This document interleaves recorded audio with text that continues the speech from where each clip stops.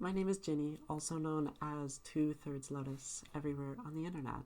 This clip is part of my series, The Poets of Twitch, where I analyze my viewers' writing live on stream. Nothing has been edited out, so you're seeing this exactly as streamed with all of the imperfections and tangents that come with being live. If you want to catch me live or want more information, check out the description. Otherwise, enjoy some excellent writing. Here it is. Laughing and crying are the same things by dewonthegrass. They are not caused by different things.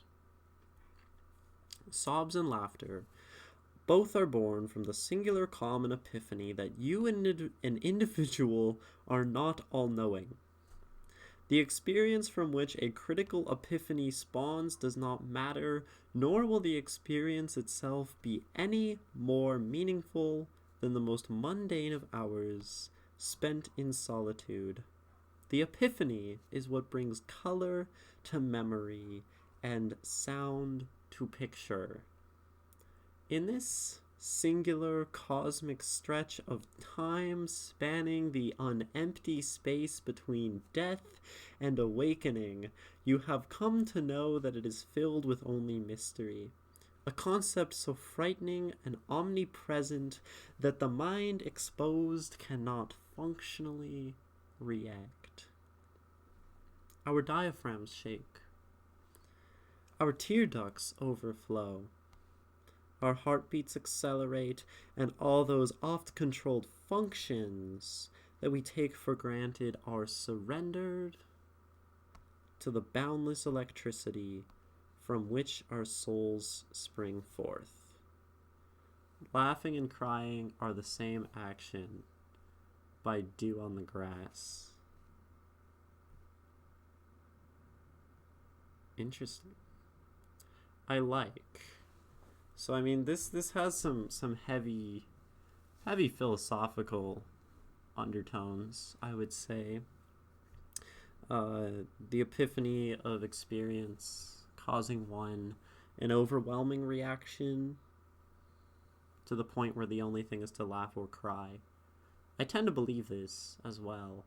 So dewonthegrass has touched on some point that I do believe in. This poem almost looks more like a philosophical paragraph, and we'll break it down because there's a lot. But first we're going to read it again, because again, there's a lot.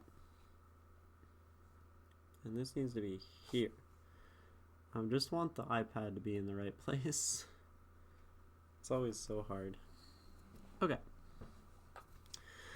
Laughing and crying are the same action. They are not caused by different things. Sobs and laughter both are born from the singular common epiphany that you, an individual, are not all-knowing.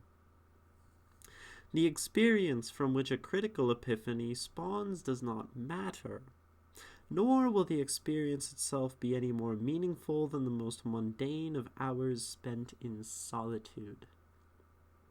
The epiphany is what brings color to memory and sound to picture in this singular cosmic stretch of time spanning the unempty space between death and awakening. You have come to know that it is filled with only mystery, a concept so frightening and omnipresent that the mind exposed cannot fully react. Our diaphragms shake. Our tear ducts overflow. Our heartbeats accelerate, and those oft-controlled functions that we take for granted are surrendered to the boundless electricity from which our souls spring forth. Laughing and crying are the same action. So there's a lot here, right?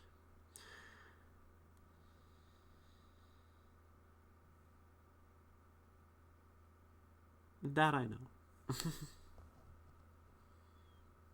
This feels similar to Albert Camus' idea of absurdity, when we find things that are so overwhelming in life that we cannot sort of comprehend them, we end up resorting to, in this case, right, laughing or crying. We sort of have to laugh at the overwhelming nature of things, the truth, or we cry and suffer because of it. And I mean, that's sort of Camus' point, is that you should take the side of laughing, and Sisyphus should be imagined happy, which is not necessarily said outright in this poem, but perhaps it's implied. If we say that laughing and crying are the same action, well, then maybe that says whenever you are crying, there is the same experience of laughing, which we normally associate with like joy and being okay, you know? So there's that, right? Camus. We like Camus. I think there are at least a few philosophers who talk about stuff like this and the way we deal with things that are overwhelming. Look over the hills on top of the mountain and enjoy the Sisyphean view, as Camus would say.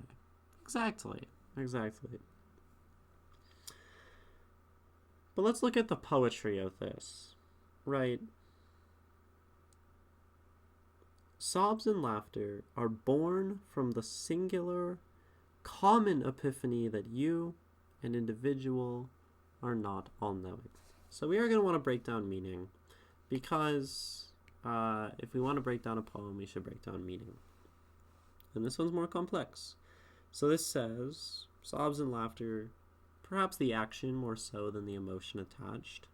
Right, actually says, doesn't matter the experience itself later.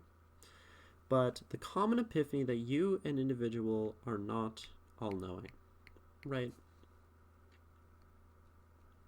So this is to say, when we grapple with a world that is greater than us, a world that is greater than us, right? And larger and more confusing and dangerous and painful and whatever, right? That we have sort of these choices, or this reaction, maybe it's not a choice, to laugh or to cry. The experience from which a critical epiphany, just to say this same kind of feeling of not all-knowing, spawns does not matter, nor will the experience itself of crying or laughing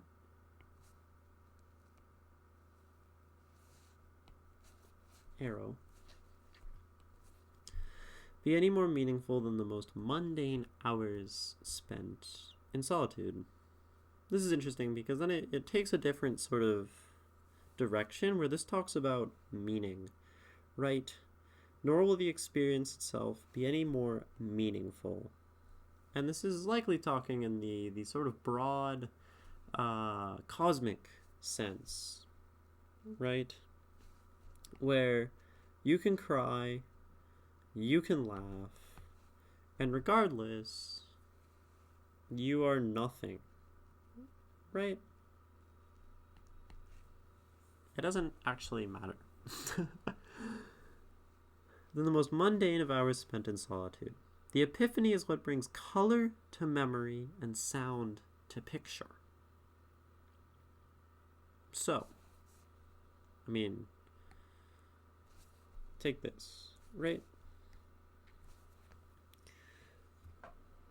Similarly, right, since we have experiences, according to this poem, and they may have this overwhelming sense of epiphany attached to them, it is also any of these experiences, the underlying sort of action of living and realizing our maybe not all-knowingness or the approximation of life that we live, that gives, well, color to memory and sound to picture.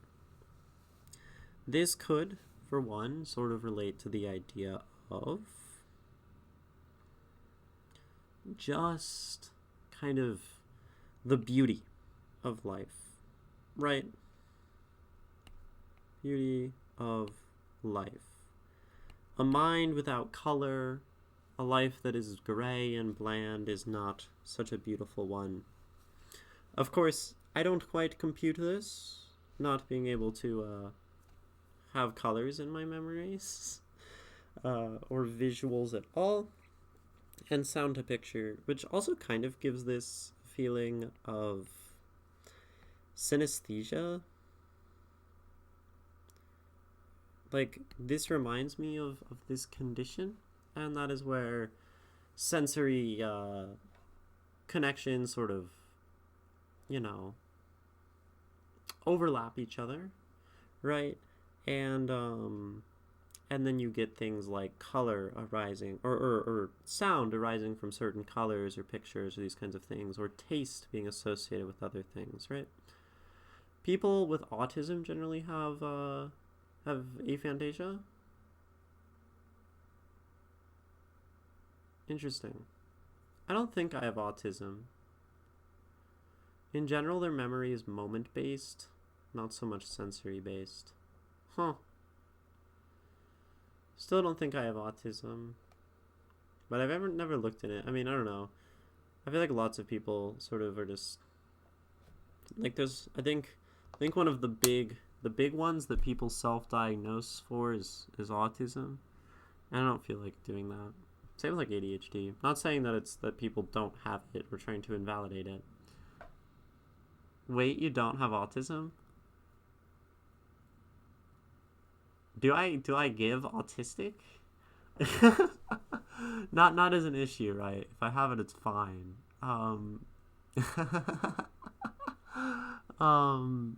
Maybe we should. Okay. That's very funny. I give autism. That's interesting. No, you don't actually. Oh, we got disagreement in the house. Interesting. I've talked to people with autism and they talk about like masking and things, and I don't understand like what that is. I know that it's sort of creating these masks, these complexes of self to like function in a normal world and in a way that doesn't sort of compute with the way your mind works. And I don't think I do that unless I'm masking so hard that I don't even realize, right? But I don't think that's the case. My partner has ADHD, so many autistic friends, but you don't have those thought patterns, at least at first. Not all autistic people mask. Okay, so that's the thing. Okay, so I don't have to relate to that one. Interesting. What is like... I don't even know. I don't think I've ever like thought about... Like, I don't actually know that much about what the autistic experience is like, other than knowing like a couple autistic people. Autism is called a spectrum for a reason. Well, yeah, that's definitely true, right? I suppose that's fair, right? Oh, we got some psychiatric debate happening. It is divided in 3 stages. Oh, this is sort of fun. It is divided in 3 stages. It is though I have it. You either are or you are not autistic. I think you might be confusing maybe where the spectrum lies in what Drowning Devil is saying, that within autism there's a spectrum of different things. Yeah, the gradation of stages. I don't think yeah, okay. I think we're in the same deal here.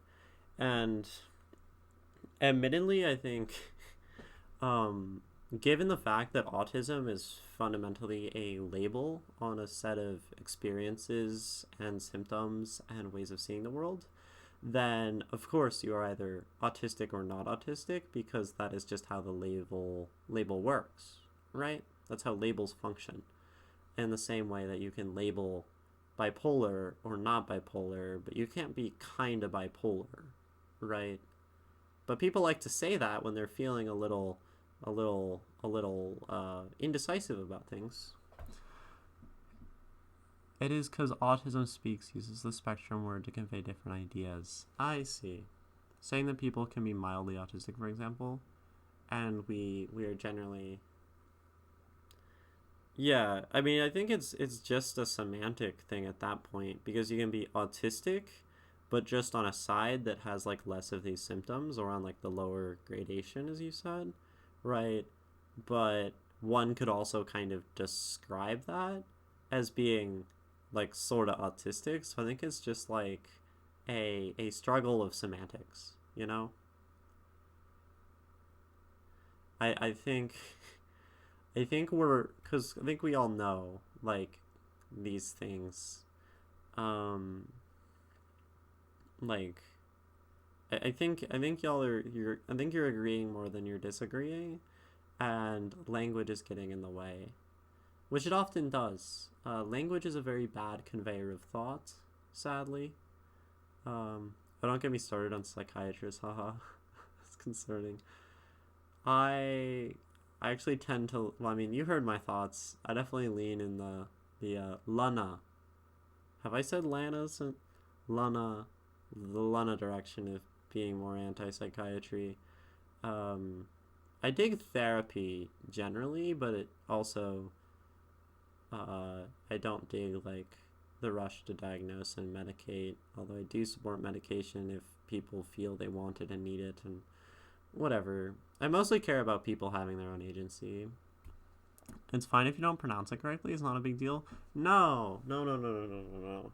It is. It is a big deal. Bukowski, in his poem, talked about this person who knew his name, right? I think names are important. We use them especially in poetry, as a metaphor for the self. And in respecting someone's name and the name, the sound, how they want it to be, you are respecting them. And I do think it is then also disrespectful to not attempt to pronounce something as someone has specified it to be pronounced, right? Um, so there's that, right? For example, I think it's a common experience amongst, for example, like international students in America with teachers not pronouncing their names correctly, and it's just one of those things that's like a sort of disrespect of self, right?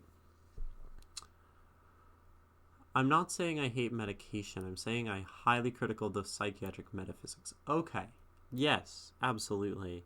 Um, and I think I personally have the outlook that like the psychiatric metaphysics, the sort of outlook on life of modern psychiatry, very much leans far into medication. So I just maybe jumped that conclusion. Compared to how psychiatry used to be, I'd say we're doing better. Of course there are problems, but there's problems in everything. That's definitely true. In most cases, I do think. So, I mean, one of the things you notice I'm talking about medication a lot. I have a lot of thoughts about it, but well, I guess we're not putting people in like electric chairs. Yeah, but we can use that argument for anything nowadays, like sexism and capitalism. Yeah, yeah. Like that we're doing capitalism in a way that's maybe nicer than it's been done before. And we're like still sexist, but not as much. I see. And then, okay, counterpoint, not much that's good from either of those things. And then maybe Lana is typing right now, and I don't think there's much good from psychiatry. There is much good that comes from capitalism. That's generally pretty true. I think just because we hold disdain for the system, like, doesn't mean, like, I think with globalization and industrialization, which is sort of all a capitalistic process. I mean, it's not exclusive to capitalism, but it's been through that process, right? That many good things have come, many people's lives have been improved, and it's also, well, not perfect. Life is contradictory, dialectical. Are you Do you consider yourself like a Hegelian of sorts, Lana? A phenomenologist about that dialectic? We need to grasp these contradictions rather than the usual Kantian moral view. Well, let me tell you, Lana, I am starting to read Kant. And I want Kant to and maybe I'll find that Kant is like dumb and I don't agree with him. I'm a historical materialist and phenomenologist. Gotcha. Big words. Yeah. Cool.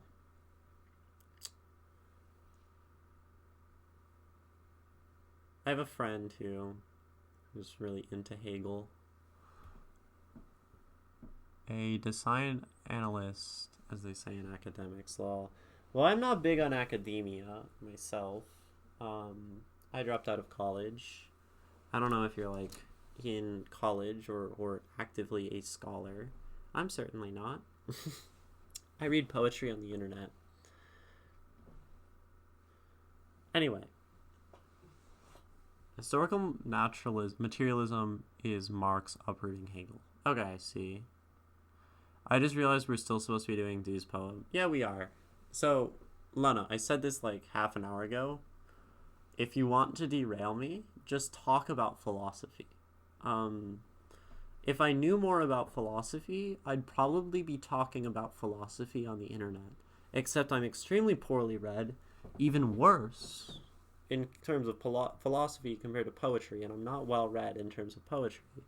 But I didn't intend to derail. I'm saying you gotta be careful with these words because I will latch on and fixate on them. So that is a risky run by mentioning it, but it's actually okay. This is something that happens in the poems, and it's good. It almost acts as a pseudo way to like step away from a poem and come back to it by talking about something else and having a sort of derailment, right? Which is good, right? To just put your head down and look at the poem for like whatever hours straight can really be like quite taxing. And these sorts of conversations are fun for me, and watching you all have these conversations and hash these things out in chat is enjoyable. You know, I get to watch the people in chat just talking about stuff, participate occasionally, usually actively. So, this gave the vibe of like synesthesia, color to memory and sound to picture. I don't get any of that though. In this singular cosmic stretch of time spanning the unempty space between death and awakening. So, this of course like the unempty space between death and awakening. This is going to be life, right? Death, the end, awakening, the start. It is unempty. There are things that happen. It is full of experience. You have come to know that it is filled with only mystery. A concept so frightening and omnipresent that the mind exposed cannot functionally react. So yeah, like, basically, we have no idea what's going on. We don't really have, like, solid purpose. This is why I wish I could be religious. So, everything we do, kind of,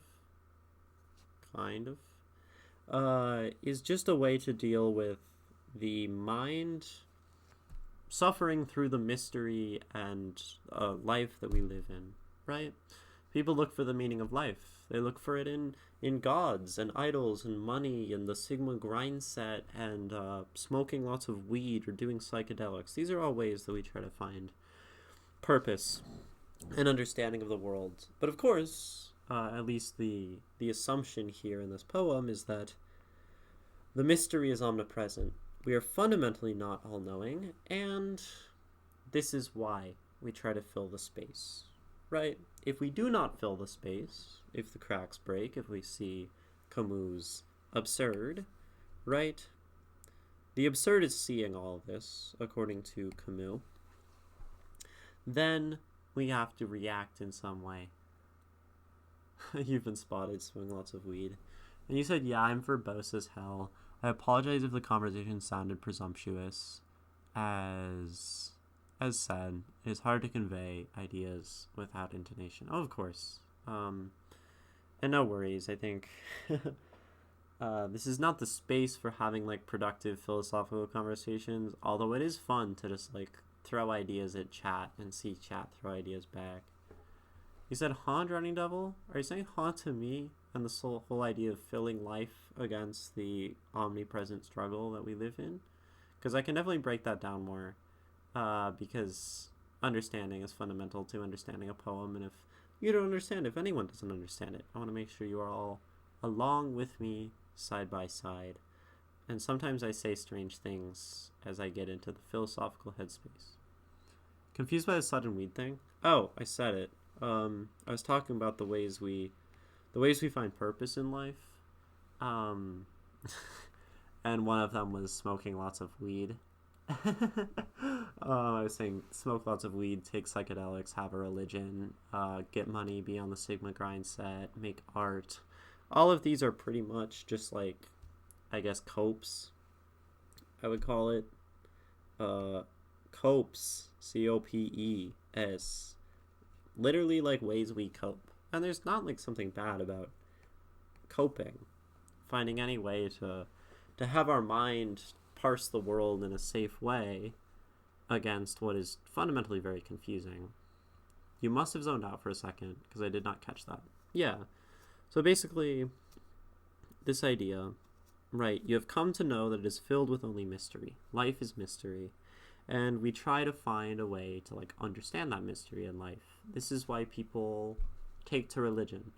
This is why people make money their gods.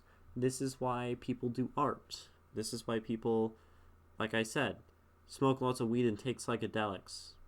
Because any of these things help you cope with the mystery, the pain, the thing that makes us laugh, the thing that makes us cry. All of life. Right? And then this suggests that if the mind is exposed, because we do sort of create these structures to protect it, then it reacts in this way. Oh, can you mention that book you read on mental health? I forgot to take that down. Yep. The Politics, I'll put it here. The Politics of Experience by R.D. Laing. I got this from the trans femme who laced my weed. The first time I ever smoked weed, and now I'm scared of it. But she was super based otherwise. I'm pretty sure she laced it. Yeah, it's a great story. It's a good time in general. I'll tell that one again. Laced it with what? Dude, something that made me have a psychotic break, detach entirely from reality, have a sort of ego death, feel the greatest pain in my life, and then pull up from the depths of my brain all of my sort of sufferings and insecurities and scream them for 20 minutes at my friends before proving to myself, having to spend the next hour proving to myself that each of my sensory capacities were actually real and trustworthy. I don't know what does that.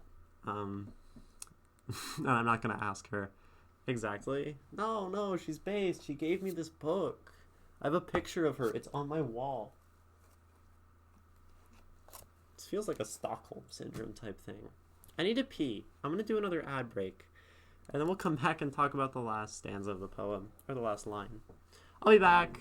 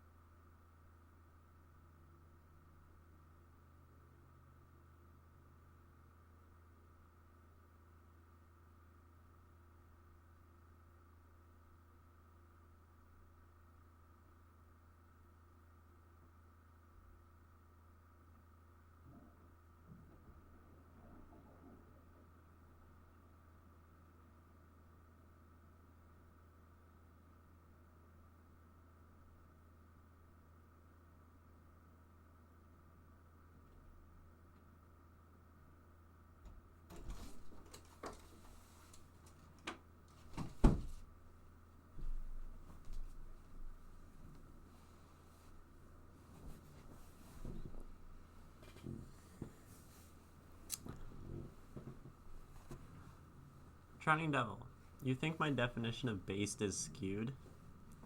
I think my perception of reality is skewed, Drowning Devil. I wouldn't put too much faith in me to actually, like,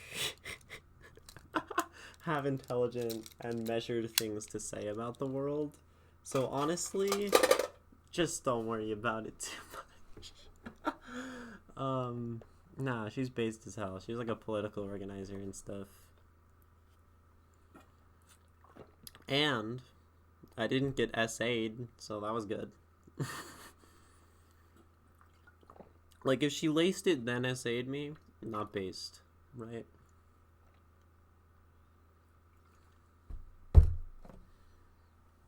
It's a very low bar. Yeah, I think I set a low bar for people. I gotta trust people, you know? You're looking at the portrait of a healthy person. I don't know what you're talking about, Johnny Neville. I understand life in its entirety. I do not grapple with the omnipresent fact that the mind exposed has to survive against the world, that I'm not all-knowing, and that this cosmic stretch of time spanning the unempty space between death and awakening is something that looms over me entirely and forever.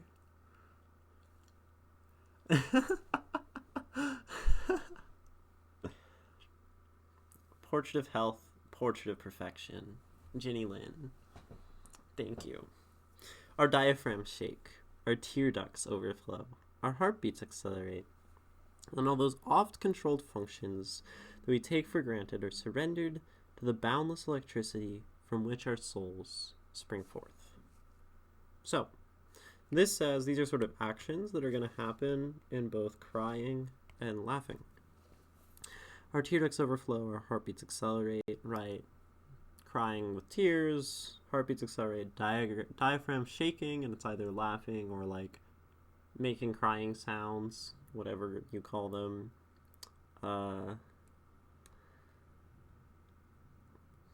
And yeah, the things, so I like this, all those oft-controlled functions that we take for granted are surrendered, right? We lose control of ourselves, and I think this is very real. Like, when people are in a really, like, happy or ecstatic or, say, manic state or, like, drunk giggling, right? This is kind of associated with, like, a loss of control of oneself. And I think that makes sense. And also when you're crying, like, people have this tendency to lash out, right? So we don't only, we like surrender all of the functions and all the things, all of these concepts that we use to sort of keep the world at bay. Also, I thought you were all-knowing. Douglas Adams, life, the universe, everything in between. Sage. I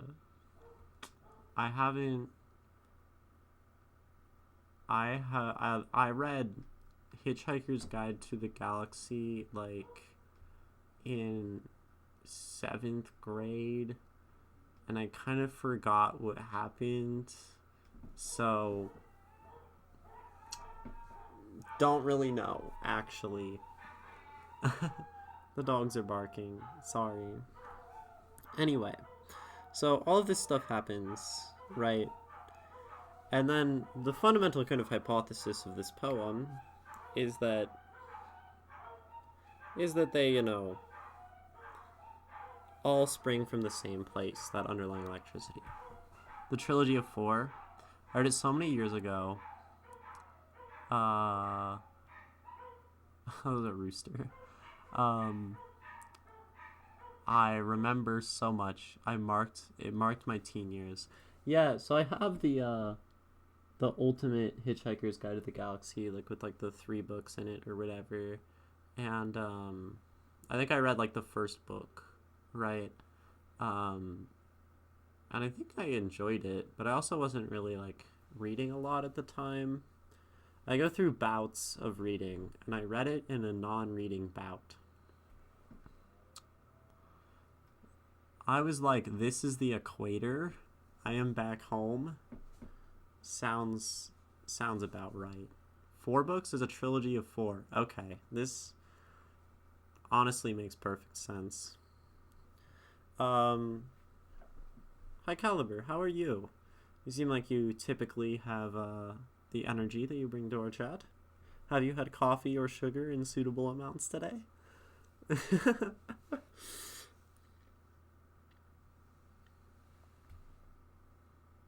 An Adam's type joke, yeah. My legs hurt. Okay. I have to go exercise. Are you sure that you got paid? Are you sure that you need to exercise if your legs are hurting right now? I mean, you can do core, you can do upper body. That's all fine. Just be careful. Like literally 9 days early? I mean, that's cool, I guess, to have the money, right? Oh, we have a high octane texture here. Oh yeah. Yeah, High Caliber brings the energy to chat. Also has some banger poems. Oh my gosh.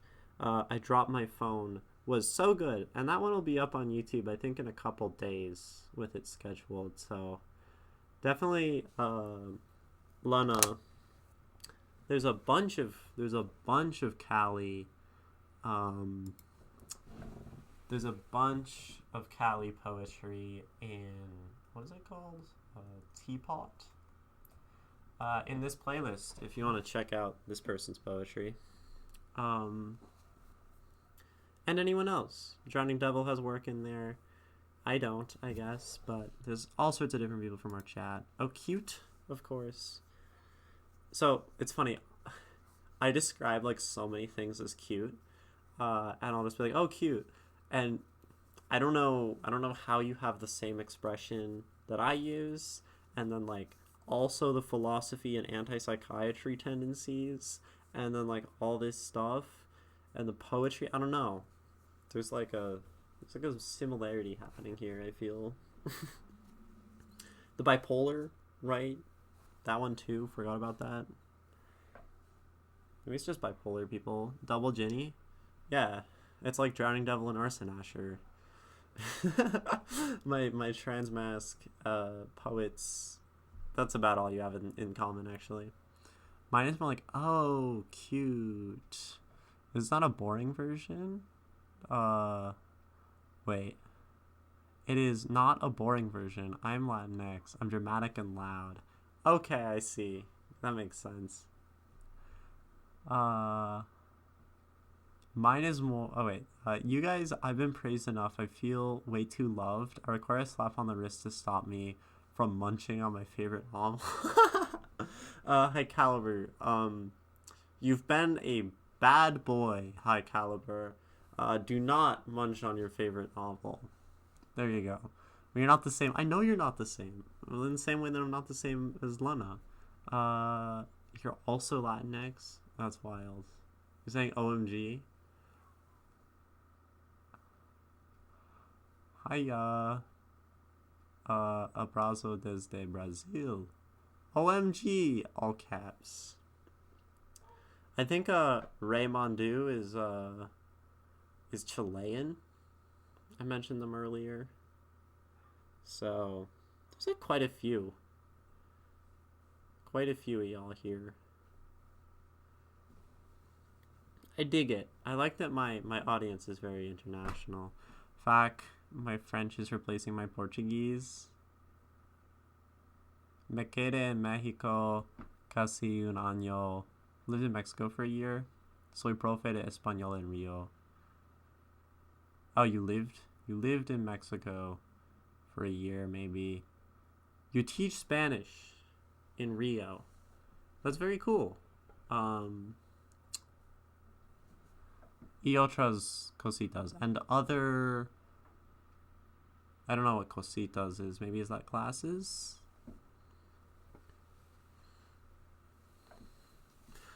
My little things, I see.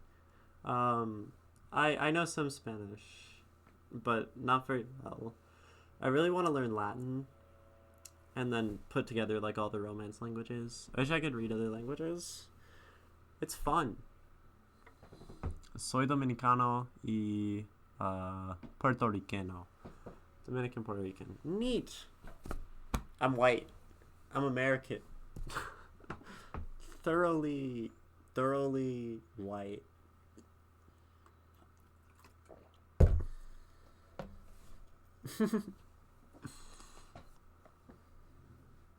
So, you're also white American. Mm-hmm. Maybe we're the same person, Drowning Devil. Su español es más mejor que mío. Someone's Spanish is better than yours? Mine? Theirs? I don't think my Spanish is that good. I'm surprised how much I know, since I don't speak it at all and I don't read it at all. But I want to get Don Quixote in Spanish and then learn it via translation. Like, learn Spanish via translating through literature. Probably 2 copies, one in English, one in Spanish. Yeah, I love my language. Portuguese, English, C1 Spanish, B1 French, working on A1 German. Nice, I want to learn German too. I want to learn Arabic, so if I stayed in college, I would have been taking this past semester Arabic 1, Russian 1, and then like a religious studies class on Hinduism. And that was going to be like my schedule. Maybe a philosophy class too. I have a copy of Don Quixote in Spanish. You need a C1 to understand the text. I don't. Well, like, is that like a level of understanding? I want to take a copy in both languages, English and Spanish, and then basically use cross-reference to teach myself. Sí, también aprendo los idiomas. Practiqué francés, portugués, japonés, ruso. You see, también also understand idioms, and then you practice French, Portuguese, Japanese, Russian. Neat. Yeah, language learning is divided in levels. Is this just some sort of standard of language learning in Brazil that you, or is there some larger organization of language teachers who have decided this? Who are you to say? Who are you to say that language is learned in levels, or language learning is divided in levels? That's a label. I can label anything however I want. International Standard of Leveling. There you go. Okay, so like C1 is really high, where I'm probably like A1 or 2 Spanish, right?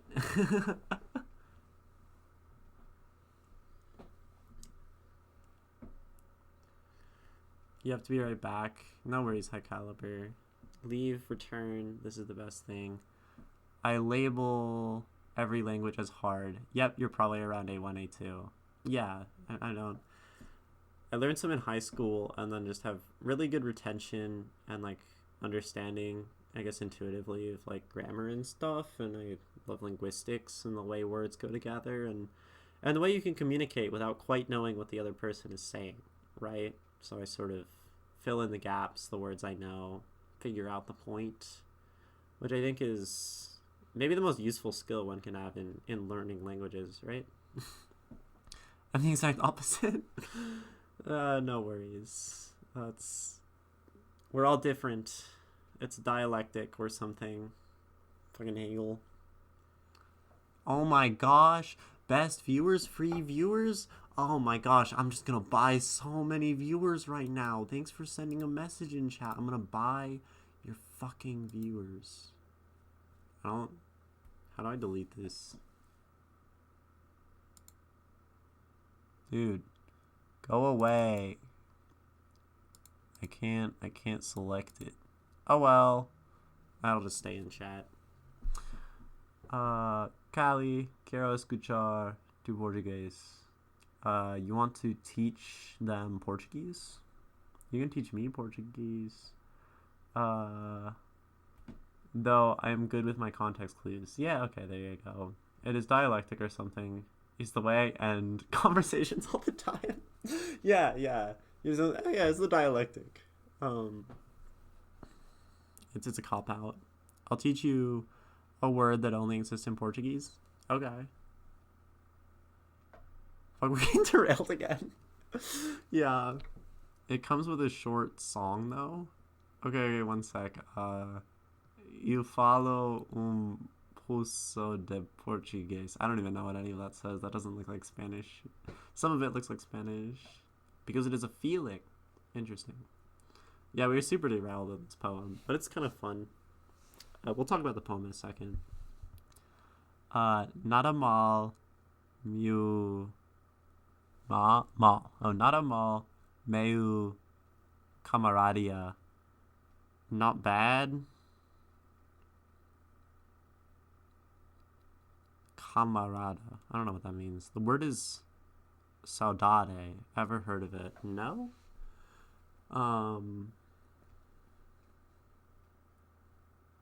Sounds like health. YouTube. I'm not gonna listen to the song right now. I'm turning poetry.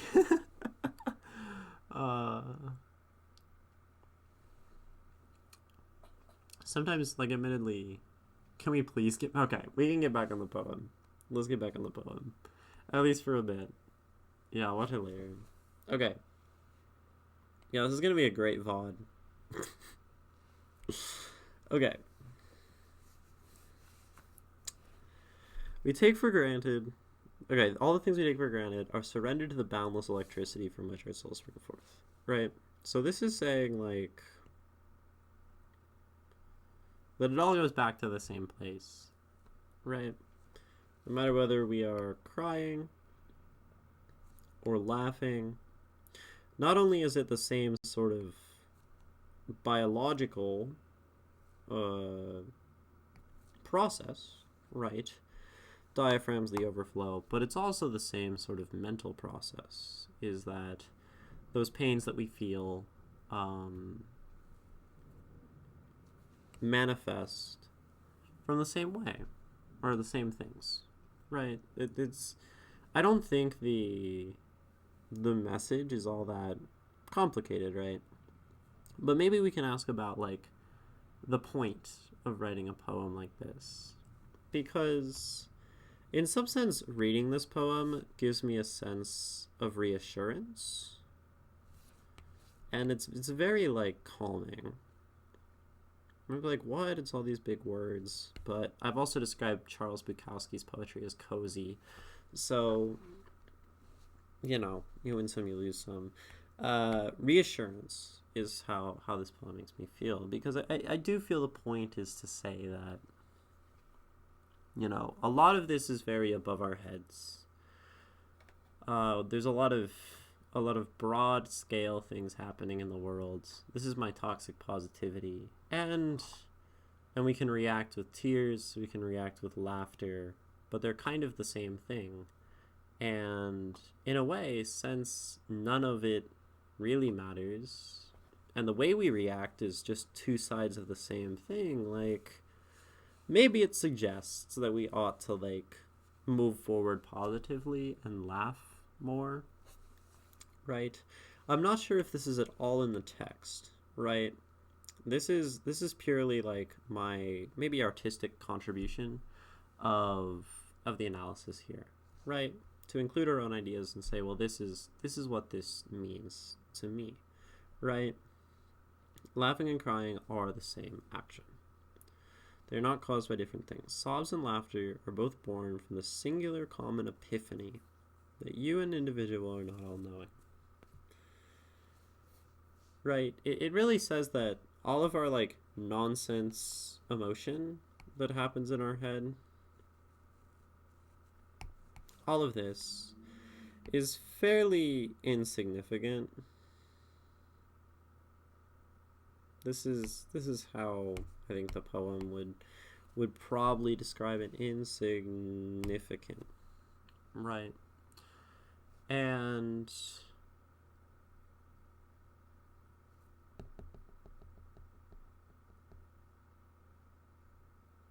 yet there is comfort in that, because our tears, maybe in the sense of our crying, we'll say, is just a reaction to sort of a broad, maybe metaphysical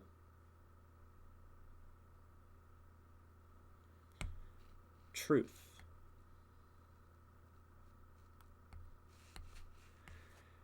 And that in some way maybe means, like, it says to me the pain isn't so bad as we make it. And I don't know why the connection happens there in my head, that like this becomes a comforting poem and a nice poem, kind of happy, because I'd say generally it's talking about like our existence in relation to the universe as an insignificant thing and pain and whatever. But that's kind of like Camus' point, right? So he says one must imagine Sisyphus happy, and we'll draw Sisyphus. I like drawing Sisyphus. One of my favorite little sketches is just big triangle, put a rock here, and you have a little dude, right? Sisyphus, in mythology, cursed by the gods to push a rock up a hill. Not a hill, a mountain, right? And when he gets, some amount of progress, anytime he gets some amount of progress, gets toward the top, he is doomed.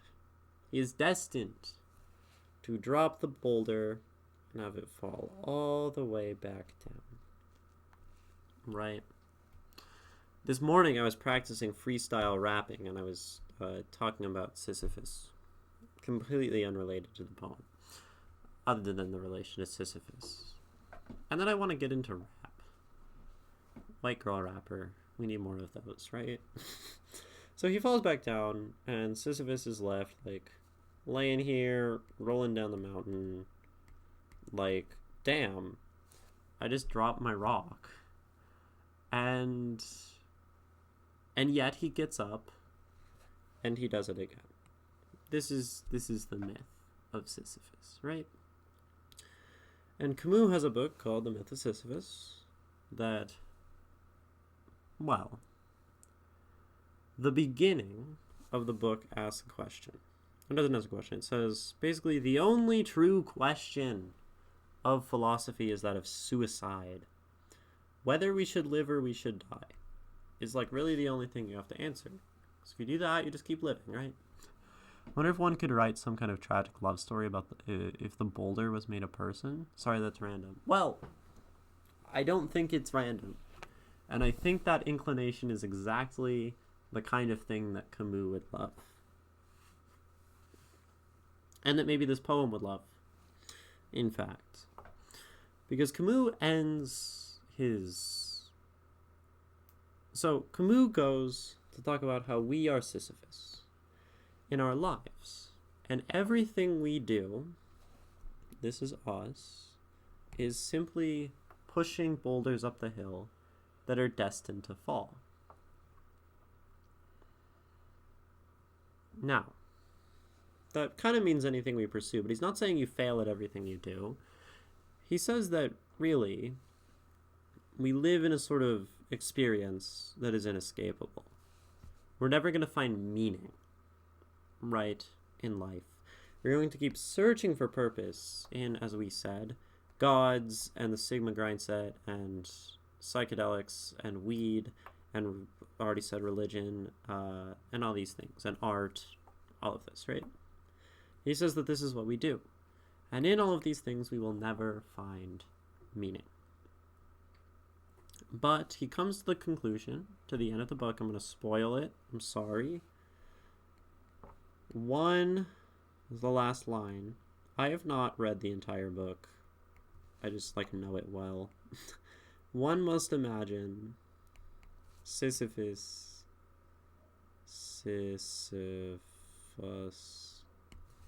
happy. This is the last line.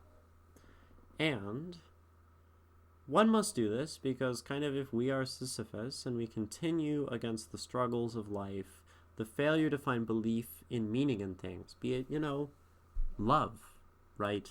We will never find meaning in life in love. in the same way that Bukowski probably actually didn't. He writes this sort of poem about how he's lost all meaning, that we read at the start of stream, after losing this love, but really, he was probably never completely fulfilled with Jane to begin with, right? And then the boulder falls, right? And Bukowski kind of has a choice, you know? Okay, we're done, or imagine Sisyphus happy, right? And Bukowski carried on because, well, in a sense because we're Sisyphus, but probably because we never had that meaning anyway. And we know no matter what that the meaning we create is hollow. And it's probably because we grapple with the absurd every day, every time we laugh and every time we cry. Which I think you should be either laughing or crying every day. It's probably a good rule. You know? Like, maybe both. I haven't cried in a bit. I'm really bad at crying. Any more poems that make me cry? I don't know if a poem has ever made me cry. Has a poem ever made any of you cry? A song has made me cry. Maybe. Like one tear. I'm an overachiever. I do both at the same time. Well, you see, that's kind of this poem. That the laughing and the crying are ways that we grapple with our search for meaning in life.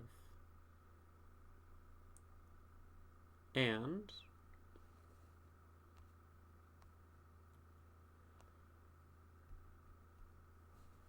they probably both represent this standing up and continuing to push the boulder, because whenever we face the absurd, we have a choice to cave to it and die, or we have the choice to keep going, right?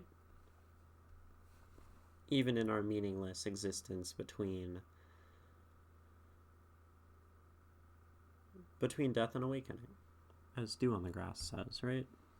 I dropped the tip of my my Apple Pencil because they unscrew, and I always mess with it because I need to be fidgeting with something.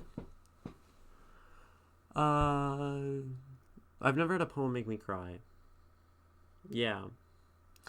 I had the dynamic action of nature pointed out in Camus' existentialism. Sisyphus is always in movement, forever changing. As Heraclitus says, you don't cross a river twice. Camus adds the element that not only the water is different, but the existent has changed. Yeah. Of course. Each of these times, each time we push the boulder, it's a sort of new way to find meaning, of a new person finding new meaning and inevitably failing, right? And that's okay. Sucks that Camus died so early.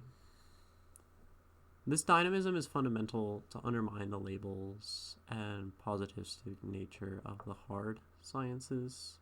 I haven't read that much Camus. I haven't read The Myth of Sisyphus. I don't know his philosophy that well. So I'm basically a poser here, right? But I mean,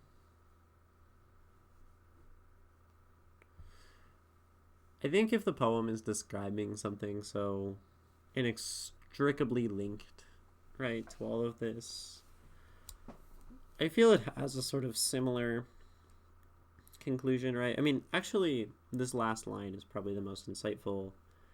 Surrender to the boundless energy from which our souls spring forth, right?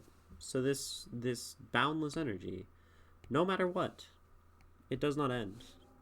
No matter how much we laugh and cry and how much the world pulls at our understanding of how everything works and how much we struggle with the, omnipresent suffering that we experience, our energy is boundless. The electricity. And this is a very, very, very, I would say, what's the word? Optimistic, right? Because some people seem to, in this metaphor, not have a boundless energy there. Some, let's say we go on the laughter side. If we descend so far into that laughter as to be something like mania, well, that was the exact sort of scenario of me attempting to end my life, 9 months ago.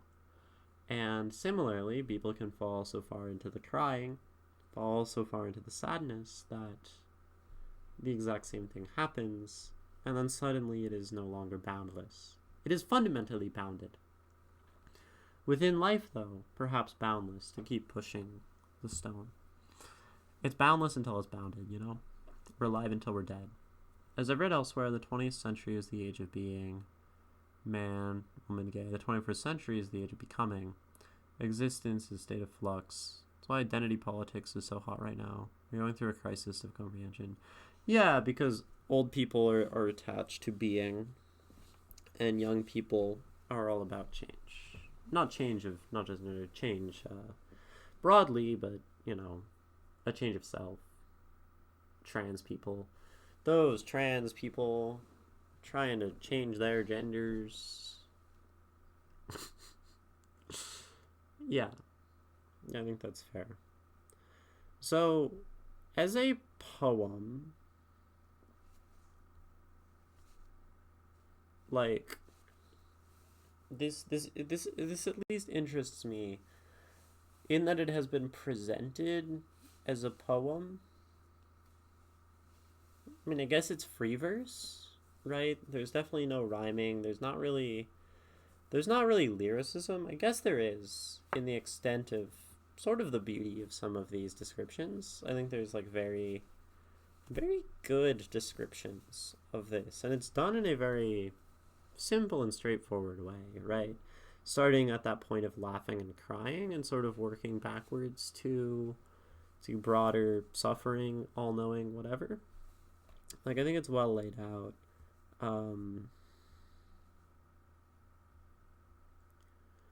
Does anyone in chat have any questions about this poem? Any comments on it? Do we hate it?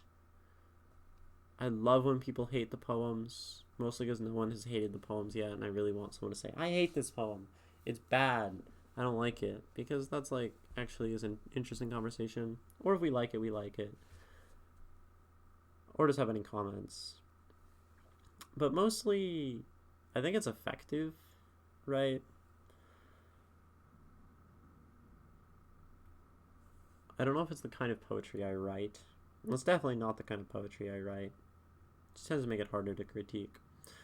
Sobs and laughter are both born from the singular common epiphany that you individual are all knowing. I'm neutral to the poem. I didn't really feel much of anything for it. I think that makes sense. And I think that's because this is masked in a lot of technicality, which often can serve to make the poem more difficult for people, right? And not have the same emotion, right? You're probably neutral because you didn't feel much toward it. Yeah, you didn't feel much for it, but I think it also probably didn't make you feel very much. And I think generally, like, talking about, epiphany, that you, an individual, are not all knowing, the experience of a critical epiphany, right? These are sort of just very, perhaps obtuse ways to say these things. I mean, the question is there a way to express this idea more simply? I tend to be of the opinion that a simpler poem is a better one. Ooh, this is an interesting to talk about. Simplicity in poetry. I don't think we've talked about that before. This reminds me of Whitman's My Body's Electric. Haven't read it. It is funny because coming from an academic poem, it erupts many thoughts that later attach emotions. Yeah, I mean, it's different. It depends on the person. Like same, I said I felt very, like, calmed by this poem. But let's talk about simplicity. I think simplicity is good. Fundamentally. I love simple poems. They're easier to read, but can still have just as much emotion. Yeah. So I think that's basically the core of it. If you want to explain it simply, right? They're more accessible and they can have as much emotion. Now, I want to say a few points because I talk about poetry as a few things. I talk about poetry as a communication and something that should allow active participation for the audience, for the reader, right? And by this, I mean, I've talked about it a lot, but we're trying to say something usually in our work, right? And it can be very hard. It can be harder to say something simply, I think, because so if we're talking about poetry as value through communication, fundamentally like looking at it through a lens of social value, right? The way it connects people, then a simple poem is going to communicate to a broader audience. This means more people reading your stuff. This means more communication. This means more engagement with your art. And maybe if we value that, then this is good. If we go for not simple, you have something different because you tend to cater to a narrow audience. And admittedly, I would say when that audience sees the work and it fits them and it is understandable and powerful to them, like you do end up with something that's very effective. But, and maybe on a higher level, but I don't think necessarily, right? Like you said, this can be as emotional probably to that narrower audience, even though it appeals to the wider one. Of course, I would say often, if you appeal to what people know and things like, let's say, kind of analytic philosophy in this poem, then someone who already understands analytic philosophy will be able to take these connections, inject them, and make more meaning for themselves, right? And I think a fundamental difficulty of poetry is being able to make something that anyone can enjoy. And this isn't every poet's goal, right? It's my goal. Well, I don't know if I really practice that, but I intellectually think this, I would say, where if poetry is communication, we want to communicate broadly and deeply to everyone. Why this is almost a sort of shortcut to depth to appeal to a narrow audience. And then usually if you get too broad, it might actually not have as much depth to it, being simple, right? So of course our goal is probably to have the broadest poem that can be the deepest within this logic, right? Seems reasonable. So I mentioned this name a lot. That's not how you spell Mary. Mary Oliver. This is usually my first recommendation for people who want to read poetry. She writes about nature, she writes extremely simply, and she writes about beauty. And she writes with beauty, right? And she does this extremely well. The way I describe her poems is that a child could read a Mary Oliver poem and say, "This is pretty, and I like this."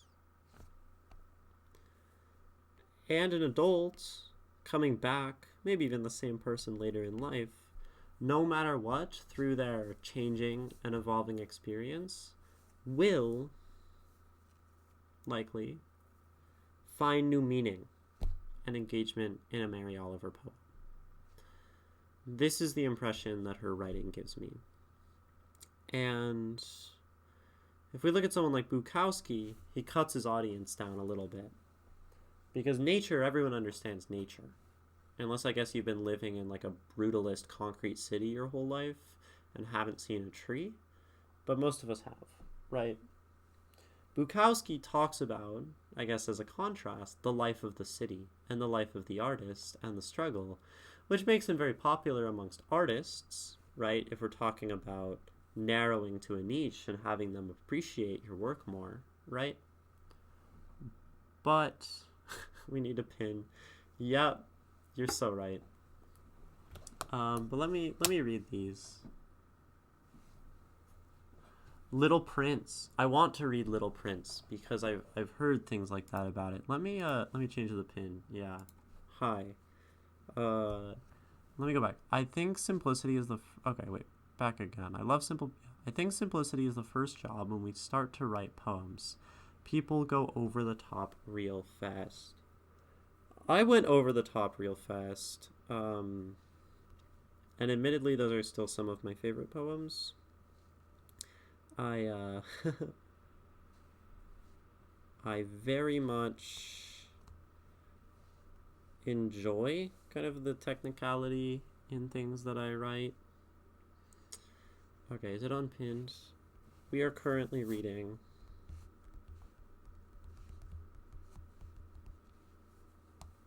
what is it called? Laughing and crying are the same action.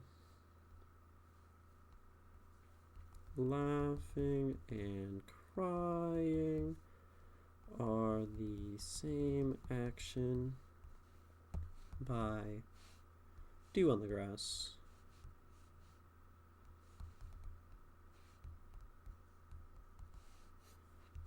Okay, and I should pin that probably, just so the world knows, since we're not reading Bukowski.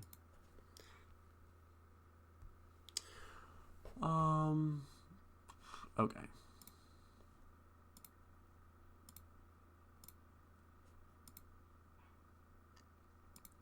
Let's see, what are you all saying? Lana? Oh, you were talking about Little Prince, but we were before that.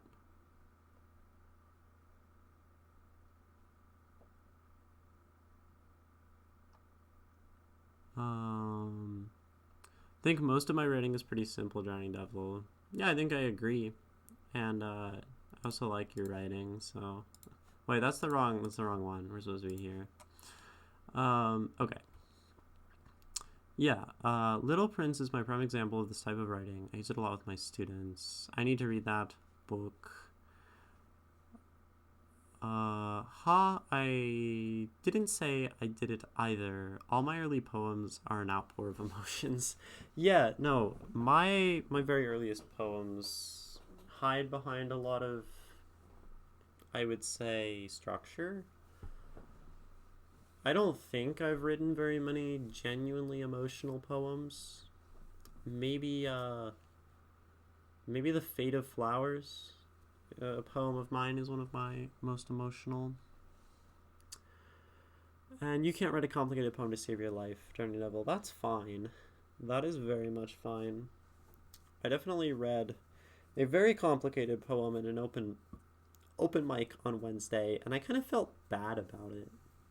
Like, you like my poem about the wall? That's choice. I mean, I guess I don't know. Thank you. Thank you. I'm just not sure how much I like it, I guess. But I struggle deeply with being able to appreciate my own art, which is hard. What is interesting, like, I'm not even sure if I exist in my audience when I write. Like, I think the person I'm least able to communicate with as a poet is myself, which is maybe why I lean so hard on poetry as an external communication, as opposed to an internal communion of sorts, if I'm being poetic about it. Understanding of self.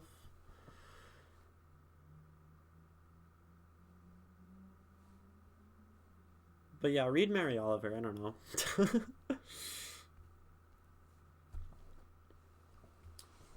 I have only a couple. Well, I'm working on it. I'm really working on trying to like my poems more. Really working, as in half working, as in occasionally working, as in I think about wanting to. That's how I operate. So, what more about this one? So we're talking about simplicity. Was that really all I had to say about simplicity? I feel like I have more to say. Good, you deserve to feel good about your writing. Yeah, it's sort of like a broader goal of being able to forgive myself for things, which I think will actually tie in well to liking my writing. I see my writing as unforgivable, is how I would describe it in a broad sense. I think about wanting to is definitely a strong feeling in me. That's pretty much how I operate on a day-to-day basis, is there are things I do, and there are things I think about wanting to do. And if I want to do something, I tend to do it. But I have like some sort of other level there that's like the desire to want.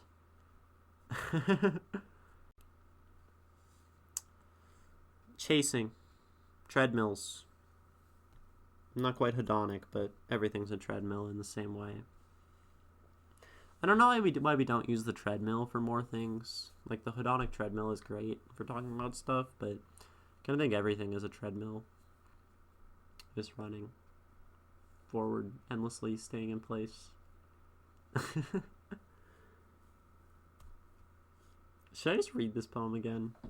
One of these days I need to write about my want to do something and then my inability to do it. Yeah, I think it's a very common emotion. I'm going to read this poem one more time. I don't know if I actually have more to say about it. I don't know how much I actually said about it. I guess my big critique is like, or it's a question to this poem. I would ask it, and I would ask the author, should it be simpler? The difficult thing is these ideas are very difficult to like break down into small pieces. Because like, is there a simpler word than epiphany to describe like laughter and tears and the intersection of those two things? I don't think maybe we need to talk about time spanning the unempty space between death and awakening. Maybe. It's also a very pretty way to use those like kind of technical words. Like, I have to admit, like, the complexity I think is used fairly aesthetically well, but I wonder if it gets across the point, because you have such a simple title, laughing and crying are the same action, and I'd love to see such like a wonderful truth about life that you found, or that you seem to think you found, expressed in a way that more people can like attain it. That's me talking to Dew on the Grass, who's not here.